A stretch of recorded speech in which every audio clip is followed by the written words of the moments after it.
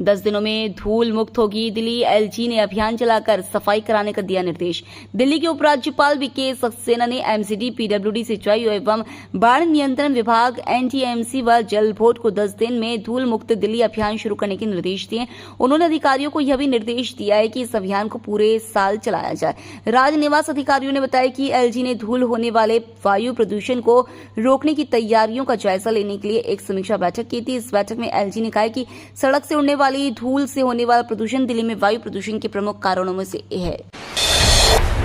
2030 तक 1 अरब के पार होगी भारत की कामकाजी जनसंख्या।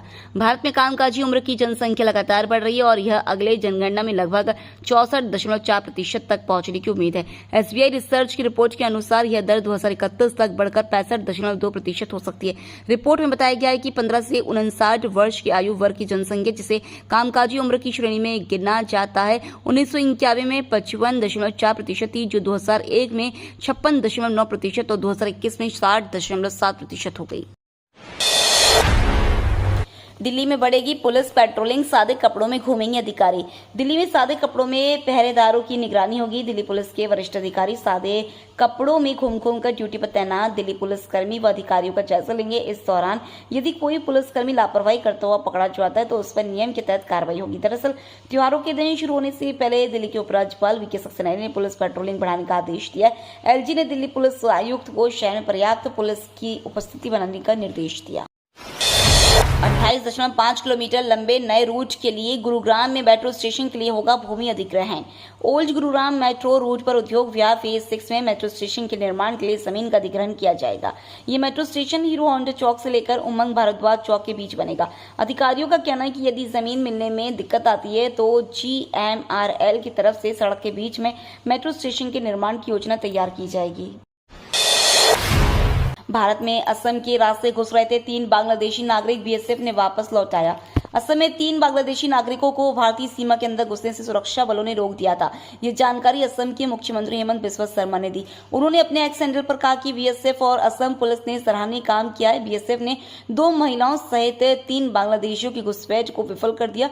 असम के सीएम ने बताया कि तीनों घुसपैठियों को वापस सीमा पार भेज दिया गया। देश विरोधी गतिविधियों के लिए एनआईए ने तमिलनाडु में 11 ठिकानों पर की छापेमारी। केंद्रीय जांच एजेंसी एनआईए ने तमिलनाडु में बड़ी कार्रवाई की है। एनआईए ने राज्य में कथित रूप से देश के खिलाफ गतिविधियों में शामिल रहने वाले हिजब उत तहरीर नाम के संगठन के 11 संदिग्ध सदस्यों के ठिकानों पर छापेमारी की। इसमें टीम ने कई अहम दस्तावेज, डिजिटल डिवाइस, नकदी और संगठन से संबंधित अन्य साहित्य बरामद किया। एशिया का तीसरा सुपर पावर बना भारत, जापान और रूस रह गए पीछे। भारत की ताकत का लोहा पूरी दुनिया मानती है। इस बात का सबूत हाल ही आई रिपोर्ट में साबित हो गया है। हाल ही में ऑस्ट्रेलिया के थिंक टैंक लोवी द्वारा जारी एशिया पावर इंडेक्स की रैंकिंग ने भारत को एक महत्वपूर्ण स्थान पर पहुंचा दिया है। रिपोर्ट के अनुसार भारत अमेरिका और रूस के बाद तीसरी महाशक्ति बन गया है। इस रैंकिंग में भारत ने रूस और जापान जैसी महाशक्तियों को पीछे छोड़ते हुए तीसरे स्थान पर कब्जा जमा लिया है।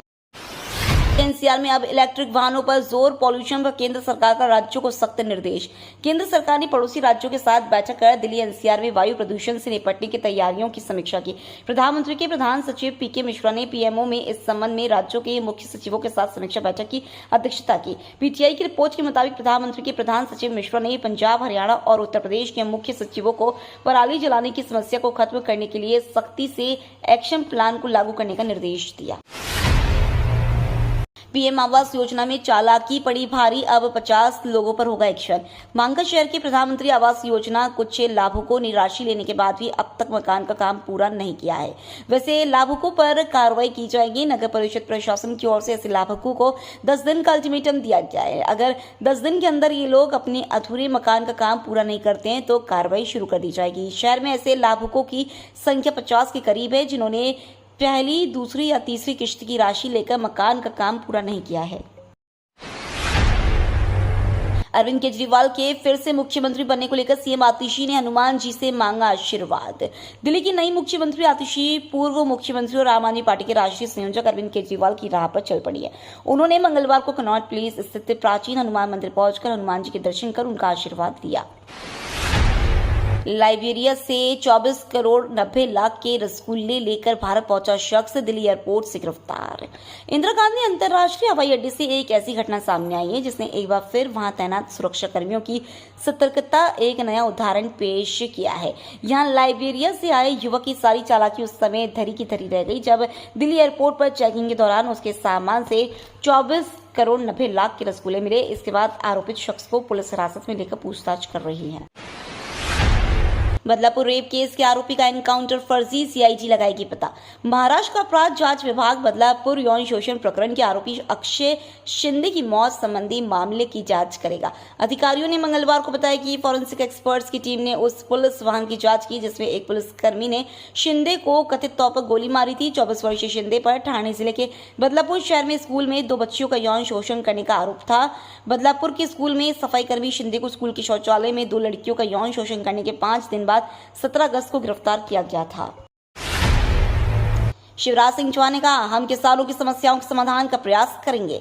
केंद्रीय कृषि एवं किसान कल्याण मंत्री शिवराज सिंह चौहान ने कहा, किसान की सेवा हमारे लिए भगवान की पूजा है। आज मैंने अलग अलग किसान संगठनों से बातचीत शुरू की। मैंने लगभग 50 प्रमुख किसान नेताओं से भेंट की और उनके अनेक सुझाव आए हैं। यह संवाद लगातार जारी रहेगा। हम किसानों से बात भी करेंगे और उनकी समस्याओं का समाधान करने का प्रयास भी करेंगे। बांग्लादेश को नहीं भाया अमित शाह का बयान, जताई आपत्ति। झारखंड की एक रैली में गृह मंत्री अमित शाह द्वारा के बयान, बीजेपी सरकार आती है तो हर बांग्लादेशी घुसपैठी को उल्टा लटका देगी, पर बांग्लादेश ने आपत्ति जताई है। वहां की सरकार ने नई दिल्ली से गुजारिश की है कि अपने सियासी नेताओं को ऐसे आपत्तिजनक और अस्वीकार्य बयान देने से सावधान करें। पड़ोसी देश के नागरिकों के खिलाफ जिम्मेदार पदों से आए ऐसे बयान मित्र देशों के बीच आपसी सम्मान और समझ को कमजोर करते हैं। साइबर फ्रॉड को लेकर गृह मंत्रालय का बड़ा एक्शन। गृह मंत्रालय के साइबर विंग 14C ने साइबर फ्रॉड को लेकर बड़ी कार्रवाई की है। इसके तहत 6 लाख फोन बंद किए गए, 65,000 URLs और 800 एप्लीकेशंस को भी ब्लॉक किया गया है। सभी साइबर फ्रॉड में लिप्त थे। इससे पहले साइबर विंग ने 4 महीनों 3,25,000 फ्रॉड करने वाले अकाउंट को फ्रीज किया है। वहीं 3,401 सोशल मीडिया ग्रुप को बंद किया है। MHA ने 8,50,000 साइबर विक्टिम को फ्रॉड से भी बचाया है। ये तो थी आज की बड़ी खबरें। रोजाना ऐसी ही सबसे पहले अपडेट पाने के लिए चैनल को सब्सक्राइब करना बिल्कुल ना भूलें। धन्यवाद।